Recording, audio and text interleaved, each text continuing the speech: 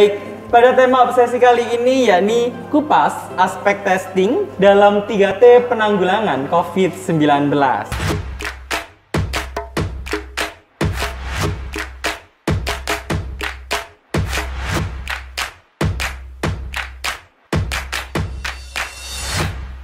Assalamualaikum warahmatullahi wabarakatuh. Waalaikumsalam warahmatullahi wabarakatuh. Alhamdulillahirabbil alamin wassalatu wassalamu ala asrofil anbiya'i wal mursalin sayyidina Muhammad wa ala alihi wa sahbihi wa barik wa salim ajmain.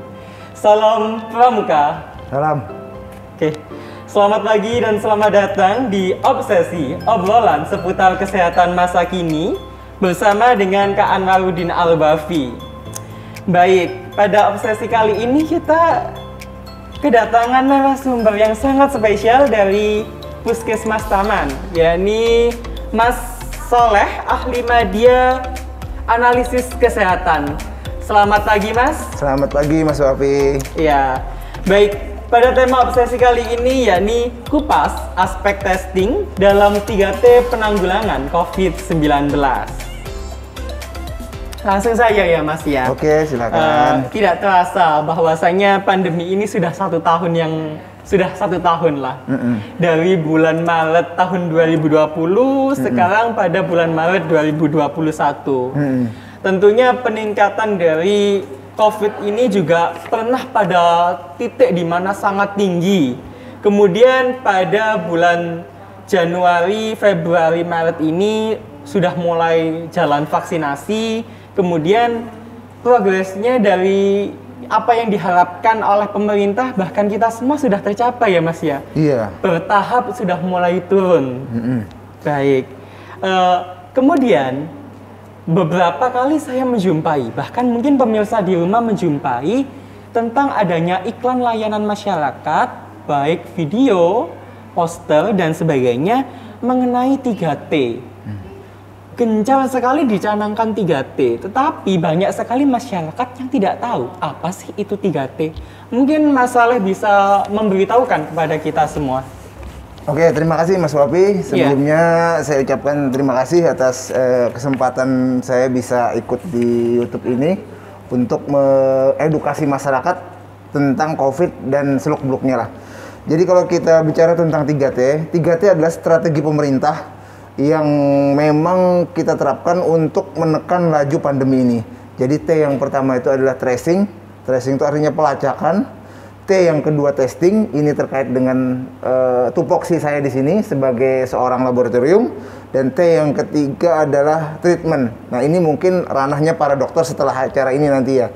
Jadi ranah saya di sini adalah testingnya, di mana kita melakukan testing dengan 3 metode yang berbeda. Yang pertama adalah rapid test. Kita punya 2 metode, yaitu antigen dengan antibody. Kemudian ada PCR. Kemudian punya 2 metode, PCR dan TCM. Dan yang metode ketiga kita punya serologi. Nah, ketiga testing itu bersinergi untuk menekan laju COVID-19 ini. Dan alhamdulillah seperti yang Mas Wafi bilang tadi, sudah setahun ini kalau kita lihat dari datanya memang signifikan sekali mencegah hal tersebut. Jadi upaya pemerintah dengan 3T-nya ini bisa kita katakan sedikit banyak sudah berhasil. Demikian mungkin Mas Wafi. Baik. Lalu bagaimana respon masyarakat akan hal ini? Sejauh ini bagaimana sih Mas responnya dari 3T ini di masyarakat? Apakah banyak di antara masyarakat ini tidak setuju ataukah mungkin ada beberapa elemen masyarakat yang menganggap ini tidak perlu atau bahkan paranoid atau takut nanti saya di COVID kan atau sebagaimana gitu. Oke, kalau kita terkait dengan respon masyarakat, sebenarnya masyarakat kita itu adalah masyarakat yang mudah diedukasi. Iya. Cuman memang kadang pemerintah kita itu membuat istilah-istilah itu jadi kadang kurang familiar dengan mereka. Iya, susah dipahami. Iya, misalnya kan 3T tadi kan tuh pakai bahasa Inggris tuh, padahal sebenarnya kan pelacakan, pengetesan, dan pengobatan. Cuman supaya lebih keren mungkin istilahnya dipakailah istilah tracing, testing, treatment. Nah, masyarakat sebenarnya sih aware aja dengan semua istilah-istilah tersebut. Intinya sebenarnya yang paling penting masyarakat pahami kalau untuk 3T ini adalah merupakan strategi pemerintah. Tapi masyarakat yang wajib paham itu adalah prokesnya. Karena peran masyarakat sebenarnya di prokesnya, yaitu yang memakai masker, menjaga jarak, dan mencuci tangan.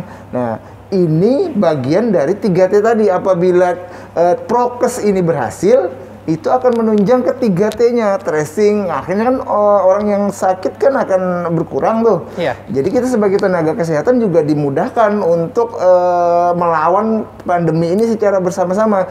Jadi kalau melihat respon masyarakat, mereka sih itu tadi seperti yang Mas Wafi bilang, kebanyakan istilah, mereka ada yang peduli, ada yang nggak peduli. Tapi secara umum yang kita kampanyekan secara masif itu adalah prokesnya sebenarnya. Dan sejauh ini sih berhasil, karena kan kasusnya sudah mulai menurun nih.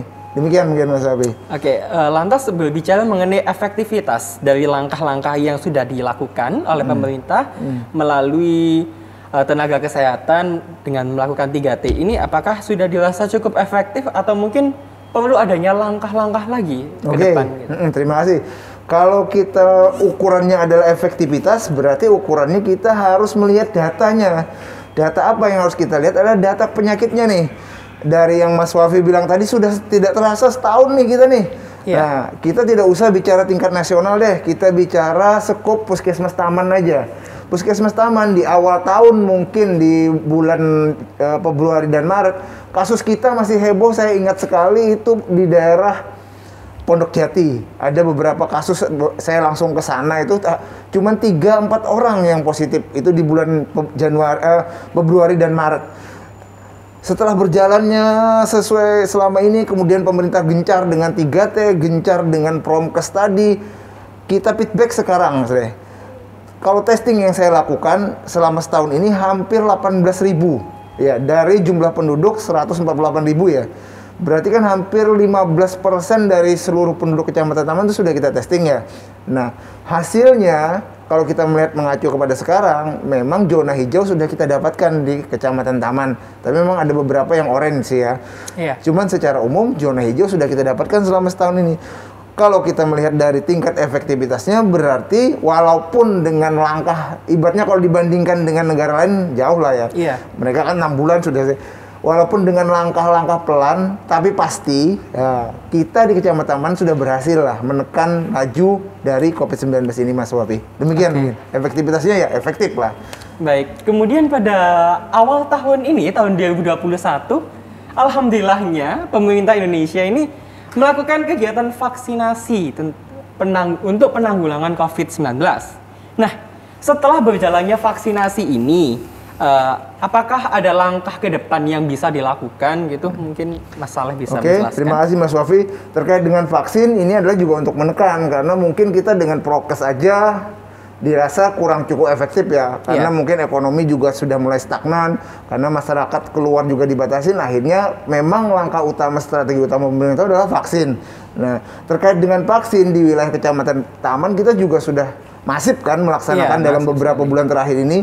Jadi cuman sasarannya memang bertahap sesuai dengan petunjuk yang pemerintah lakukan. Mungkin sasaran pertama nakes dulu, kemudian lansia, kemudian nanti guru-guru.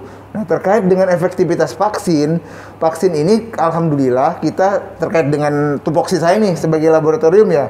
Alhamdulillah kita punya alat ukurnya di sini. Jadi apakah vaksin itu efektif atau enggak setelah masuk ke dalam tubuh kita, apakah vaksin itu bisa melawan si COVID ini apa enggak? Kita punya pemeriksaan namanya, pemeriksaan serologi antibodi. Jadi serologi antibodi ini mengukur kadar antibodi setelah vaksin diberikan oleh pemerintah atau yang orang yang pernah terpapar. Misalnya saya nih pernah terpapar, antibodi saya kan otomatis tinggi tuh. Juga bisa diukur kadar antibodinya, juga yang terkait dengan vaksin yang Mas Wafi bilang tadi.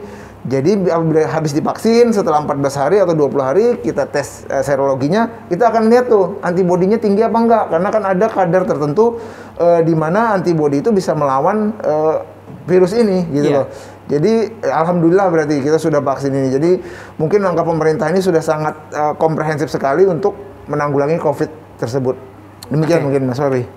Kemudian baik, terima kasih. Kemudian balik lagi pada yang awal-awal tadi mengenai apa itu 3T. Nah, jenis-jenis testing yang sudah dilakukan atau yang biasa dilakukan sejauh ini untuk wilayah taman khususnya, bahkan untuk wilayah luar sana ya, itu apa saja sih Mas? Oke, kalau jenis testing yang bisa kita lakukan untuk di taman, kita bisa melakukan 3 pemeriksaan tadi. Yang pertama, kita punya screeningnya. Jadi screening itu artinya penyaringan awal. Kita punya pemeriksaan antigen dan pemeriksaan antibodi. Kalau pemeriksaan antigen itu samplingnya adalah dari swab hidung. Antibodi itu samplingnya darah. Kemudian kita punya juga PCR. Cuman PCR ini kita bukan memeriksa, tapi kita pengambilan samplingnya. Jadi pengambilan sampling PCR dilakukan di puskesmas taman, kita masukin ke media, kemudian samplingnya kita kirim ke laboratorium yang lebih tinggi. Nah yang terakhir kita punya pemeriksaan serologi tadi. Samplingnya juga sama seperti antibodi, yaitu dari darah. Nah dengan tiga senjata pemeriksaan testing ini, kayaknya kita puskesmas taman merupakan salah satu puskesmas yang mumpuni lah untuk melihat efektivitas perjalanan penyakit COVID ini. Demikian mungkin Mas Raffi. Oh, baik. Jadi bisa dikatakan kontribusinya puskesmas taman, baik itu dalam testing dan vaksinasi ini bisa dikatakan cukup baik ya Bapak? Cukup baik dan maksimal. Oke. Terima kasih. Berakhir sudah percakapan atau obrolan santai kita pada pagi hari ini. Sekian obsesi pada pagi hari ini dengan tema kupas aspek testing dalam 3T penanggulangan COVID-19. Semoga kita semua tetap dalam keadaan yang sehat walafiat. Kemudian dan jangan lupa ya, yang paling terpenting adalah menjaga protokol kesehatan. Baik. Oke, terima kasih. Apabila ada salah kata, mohon maaf yang sebesar-besarnya. Akhirul kalam, wabillahi taufik wal hidayah. Wassalamualaikum warahmatullahi wabarakatuh. Waalaikumsalam warahmatullahi wabarakatuh.